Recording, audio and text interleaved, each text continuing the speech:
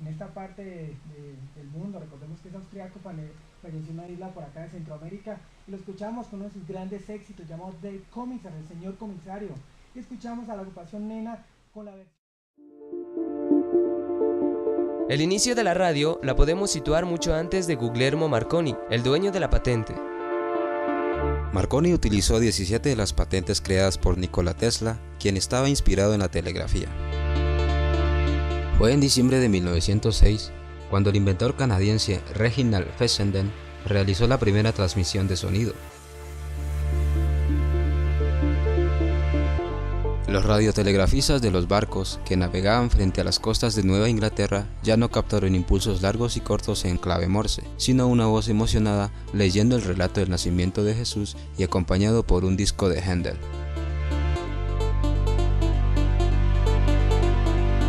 La radio en Colombia.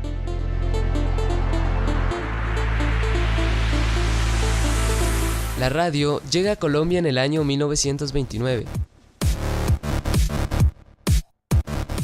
Colombia empezaba a emitir la HJN.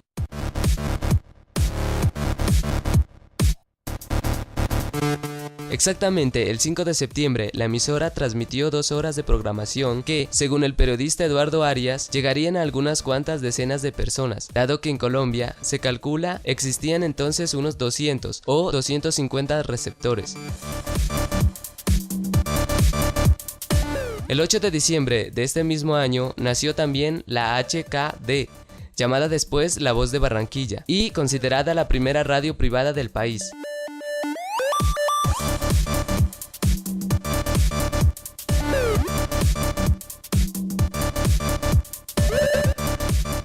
La radio en Popayán.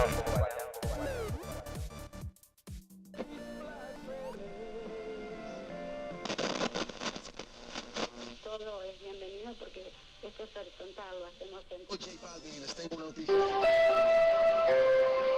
Desde Popayán, capital del departamento del Cauca, esta es La Voz de Belalcázar, 14:30 AM, HJEG. Todelar, toda una vida, toda una radio.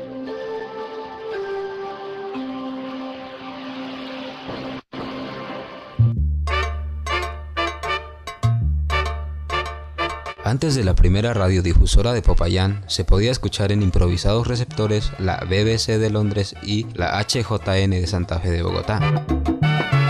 Fue una mujer quien trajo la primera emisora a Popayán, doña María Mercedes Mosquera de Valencia, que en un viaje que hizo a la ciudad de Boston en Estados Unidos, conoció la radio y quiso que en su ciudad existiera una.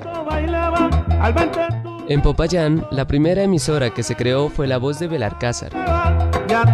El 4 de agosto de 1938, 5 meses después de fundado el periódico El Liberal. La radio recibió el nombre de La Voz de Belalcázar por sugerencia de maestro Guillermo León Valencia, en homenaje al fundador de la ciudad de Popayán, Sebastián de Belalcázar. Las antenas transmisoras se ubicaron en la hacienda Belalcázar, al norte de la ciudad, y las instalaciones de la emisora se ubicaron en una casona que tenía doña María Mercedes entre el Parque Caldas y el Templo de la Encarnación. Posteriormente funcionaría allí el Hotel Camino Real. La segunda emisora en aparecer es Radio Colonial, que sale al aire en 1940 con un fin netamente comercial. El dueño de esta estación radial fue don Jesús Hernando Ormaza. Sin embargo, esta duró muy poco al aire. Posteriormente, esta emisora es trasladada a la plaza de mercado del barrio Bolívar cuando la compra don Vicente Arce, con el fin de ponerla a funcionar como un medio transmisor de información dentro del lugar.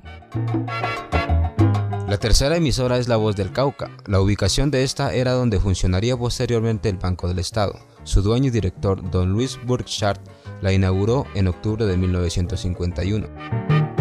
Esta estación fue la competencia de La Voz de Belalcázar. Hacia 1973, este vendería su emisora a la cadena nacional de radio RCN.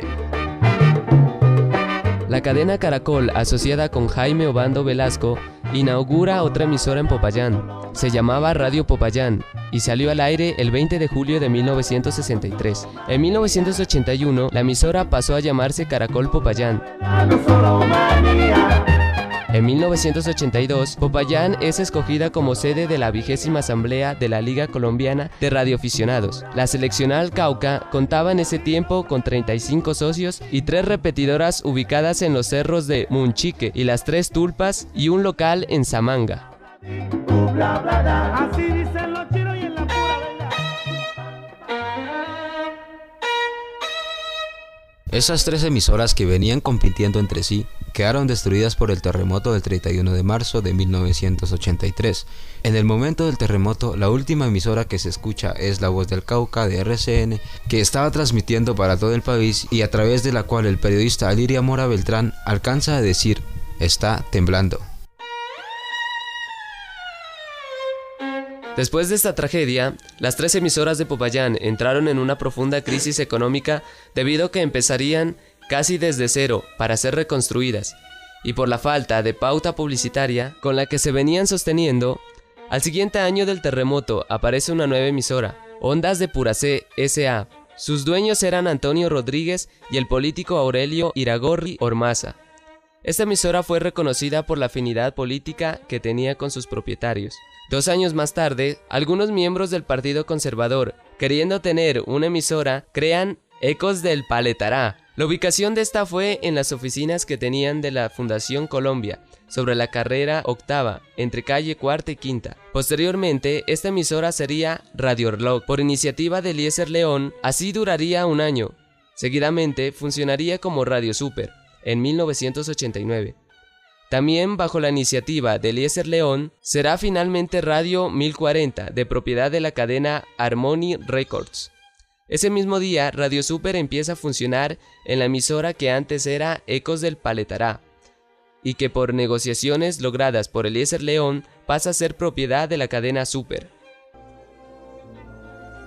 El FM de la radio local solo se componía de algunas emisoras de Cali que malogradamente se podían sintonizar. En 1989 aparece la primera emisora FM de Popayán, fue Amor Estéreo de RCN, y su aparición fue posible gracias a la licitación que hizo el periodista Marco Antonio Segura. Radio Popayán, que había cambiado su nombre por Caracol Popayán, también traería más adelante su emisora FM que se llamaría Bienvenida Estéreo. El 28 de marzo de 1991 aparece en Popayán la primera emisora de interés público, Radio Universidad del Cauca. Su inauguración se hace en el Paraninfo Francisco José de Caldas. La iniciativa de crear esta emisora fue del docente de la Universidad del Cauca, Horacio Casas. La emisora estaba catalogada como una radio de género educativo cultural y en sus primeros años se dedicó a la difusión de música clásica en un 80%. Actualmente, entre los proyectos que tiene la emisora está buscar un nuevo transmisor para que la señal llegue a más radios y la creación de una estación radial en Santander de Quilichao, donde tiene sede la universidad. Hoy en día, las emisoras transmiten su dial por el internet. Sin embargo, su contenido no está pensado para todo el público cibernético.